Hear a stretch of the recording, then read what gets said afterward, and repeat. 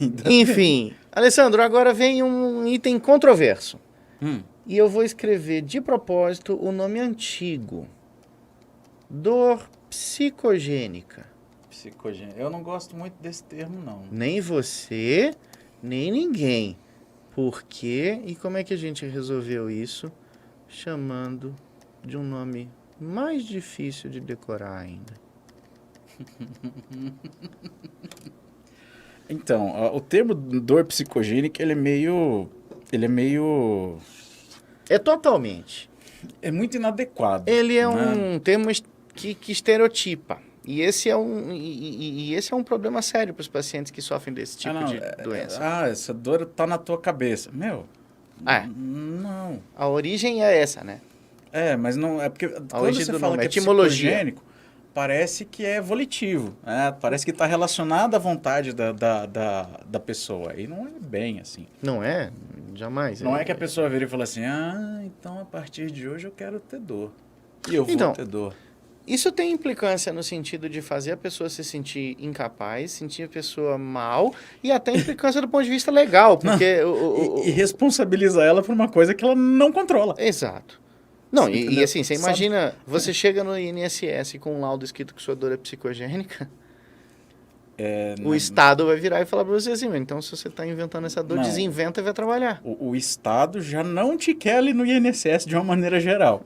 Você entendeu? Se aparece um relatório dando esse tipo de informação, ele só vai te dar um tapinha nas costas, falar assim, até mais, vá com Deus, muito obrigado, segue a vida. Mas assim, esse termo é inadequado e assim, ele não deveria constar no... Ai, meu Deus. Ele não deveria constar, assim, na parte médica da avaliação da dor, sabe? Eu acho que não, porque é muito inadequado. O certo é a dor nociplástica. Exato. Né? Então, assim, eu já vou apagar aqui, foi só para ilustrar. E vamos botar o nome bonitinho. E, por definição, a dor nociplástica vai acontecer na ausência de lesão identificável. Né? Então, você precisa necessariamente ter dor. Bom, você precisa necessariamente ter lesão estrutural para ter dor? Não.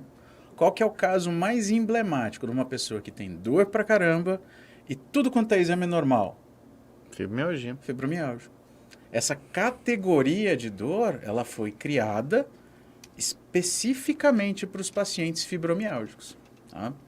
É onde você consegue encaixar a antiga síndrome fibromiálgica, né? Que não tem uma lesão de tecido identificável, mas há uma série de alterações funcionais que a gente consegue encontrar, né? Assim. A gente acha essas alterações funcionais no cérebro. Mas ela não é psicogênica, meu povo. O psicogênico está relacionado à psique. Tá? Que está relacionado ao comportamento do indivíduo. Não é bem assim. A pessoa não escolhe ser fibromiálgica. Ela não acorda e fala assim, opa, a partir de hoje eu sou fibromiálgico. Não, isso não acontece. Não é igual torcer para um time de futebol, né? Pelo contrário, essa pessoa tem alterações de comportamento cerebral que fazem com que situações que normalmente não gerariam dor passem a ser geradoras de dor, né? E isso para a pessoa...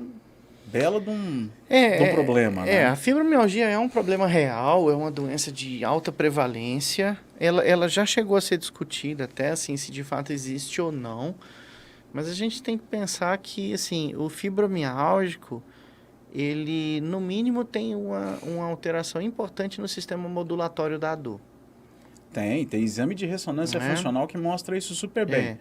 E, gente, não adianta ir para o consultório e pedir ressonância funcional. O exame é caríssimo, só faz em faculdade.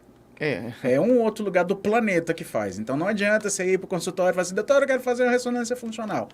A gente não consegue pedir isso para convênio. Você tem que se inscrever nos programas de pesquisa das faculdades. E dá muita sorte do cara de selecionar. E a grande maioria desses programas de pesquisa não acontece no Brasil. Portanto, não é tão fácil, não é tão simples quanto... Então...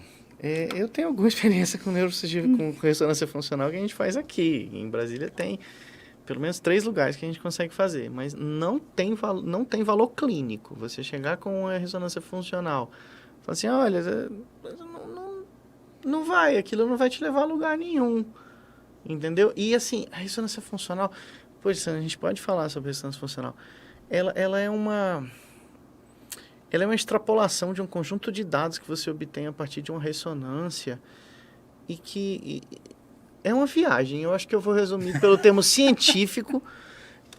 O termo científico, assim, é uma viagem. Assim, ele é muito legal, ele é muito útil, é muito interessante ver fazer, ajuda muito, assim, às vezes pacientes com comprometimento de vias motoras, por exemplo, o resultado é muito fácil de interpretar, porque acende ou não acende, é mais fácil de ver. Mas na dor crônica, por exemplo, acende mais. Isso, pronto, é mais ou menos isso.